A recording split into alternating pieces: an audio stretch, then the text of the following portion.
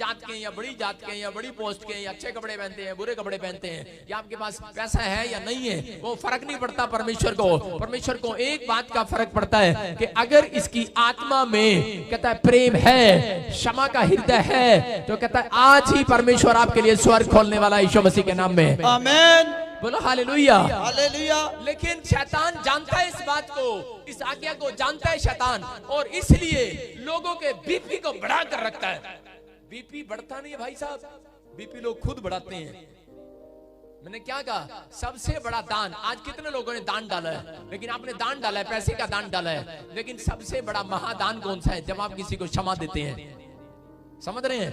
क्षमा देते हैं। यीशु मसीह ने क्रूस पर, सुनो, जहां पर यीशु मसीह को क्रूस पर चढ़ाया गया, गाड़ा गया, उस स्थान का नाम क्या था? सारे बोलो खोपड़ी। खोपड़ी। अब अपने पड़ोसी को बोलो, तेरे अंदर खोपड़ी है कि नहीं? सारे हंसो, बोलो है खोपड़ी। अरे है कि नहीं? खोपड़ी किन्नू कहते हैं? माइंड है कि नहीं? दिमाग है कि नहीं?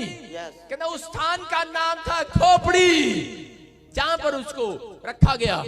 कहता है कि यहाँ पर, कहता है ये क्रूस पर जो कीले गाड़ी जा रही है, ये क्रूस पर जो डाला जा रहा है, उस स्थान का नाम था खोपड़ी। लेकिन शैतान क्या करता है? कहता है खोपड़ी में सारा दिन दिमाग में डालता रहता है, कहता है कि इसको क्षमा नहीं करना, इसने मेरे बारे में। इंसान क्या करते हैं? इंसानों की अगर कोई तारीफ कर दे तो वो 10 मिनट बाद भूल भी जाते हैं इसने मेरी तारीफ की थी।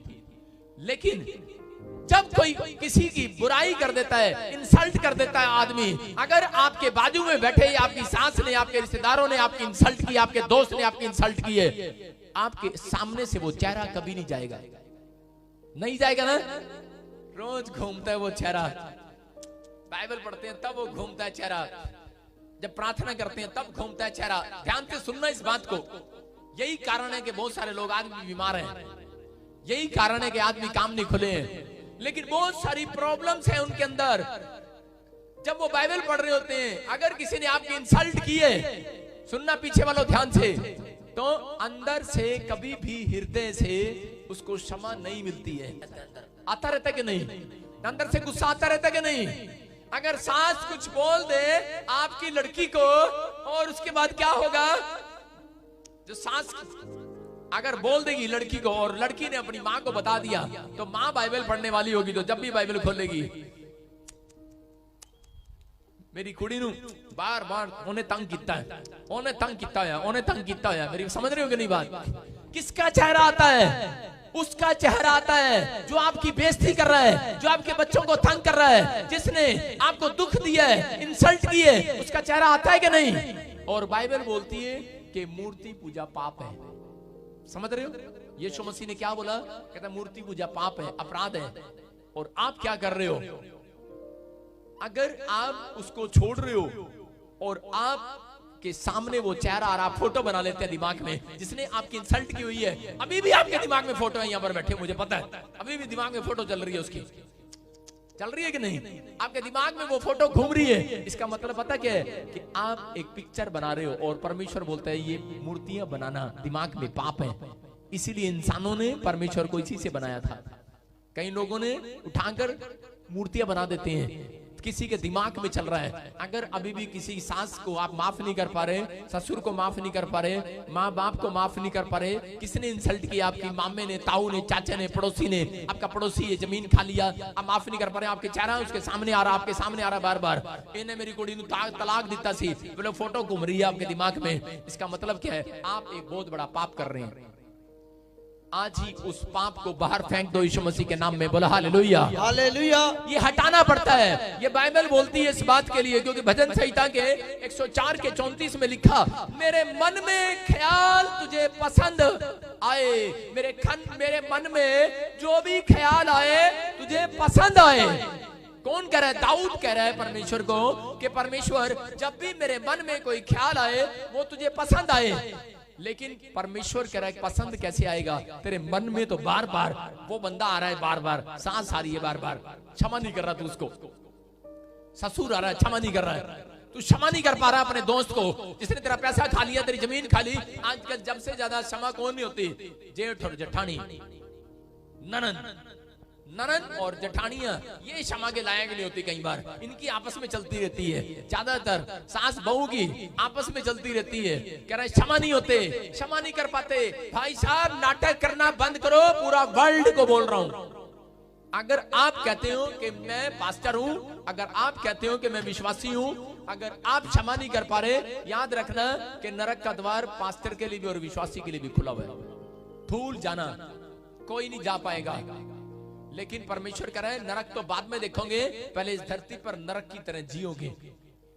बहुत सारे लोग इस तरीके से करे जी रहे हैं क्योंकि क्षमा नहीं कर पा रहे, फॉर्मेलिटियां कर रहे हैं। खुदा सुबह हाथ उठा रहे हैं, शाम को हाथ उठा रहे हैं और नाटक करते हैं, नाटक करते। भाई साहब मुझे पता है नहीं क्षमा होता, मेरे से भी मेरा मामा है, क्षमा नहीं होता कई बारी, लेकिन करना पड़ता है भाई साहब, करना पड़ता है अपनी आशीष लेने के लिए। हालेलुया, समझ रहे हैं कि नहीं? इसलिए यीशु मसीह बोलता है, कह रहे हैं कि जब तक तुम दूसरों को क्षमा नहीं करोगे, कहां से भाई साहब? ऊपर से नहीं, मन से।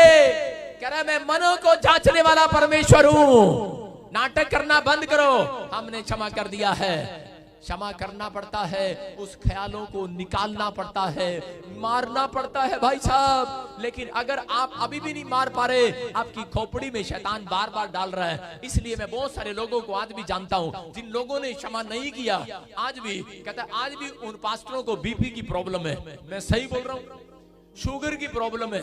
जिन लोगों ने विश्वासियों को क्षमा नहीं किया, प्रॉब्लम है उनको। जिन औरतों ने कहते हैं कि क्षमा नहीं किया, उन औरतों को बीपी की प्रॉब्लम है, शुगर की प्रॉब्लम आज भी है। कहते हैं कि ये प्रॉब्लम्स बढ़ती चली जाती हैं। लेकिन मैं ऐसे लोगों को भी जानता हूं जिन लोगों ने क्षमा किया, मैंने देखा उसके बाद 10 साल से शुगर था, 10 साल से बीपी की बीमारी थी, 10 साल से हार्ट अटैक की प्रॉब्लम थी। जैसे ही उसने हृदय से क्षमा किया, वो आजाद हो गया अपनी बॉडी में। Hallelujah, hallelujah.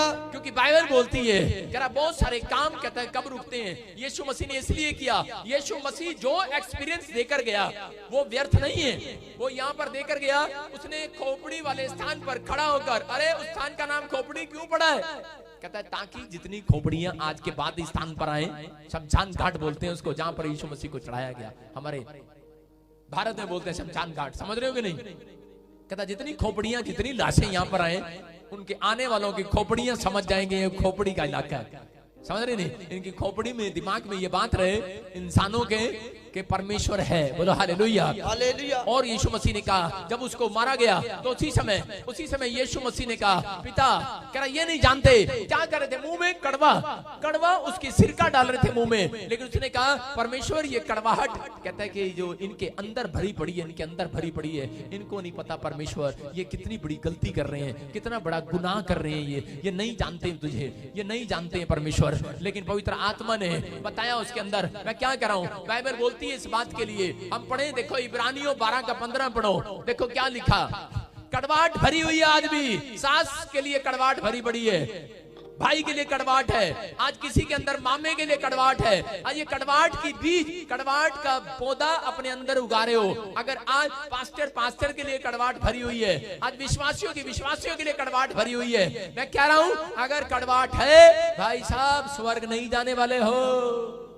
आपका यहाँ बहुत अच्छा काम चल सकता है, आप यहाँ अच्छे से जी सकते हो, आपका बिजनेस अच्छा हो सकता है, आपके बैंक बैलेंस अच्छे हो सकते हैं, लेकिन परमेश्वर कह रहा है कड़वाहट व्यक्ति मुझे नहीं चाहिए। स्वर्ग के अंदर कड़वापन मुझे नहीं चाहिए। याद रखना, अगर कहीं कड़वापन है, आज मैं वो कड़वाहट की बेल आपके अंदर से तोड़ कर जाऊंगा यीशु मसीह के नाम में। आमीन। बोलो हालेलुया, हालेलुया। हाँ, देखो क्या लिखा।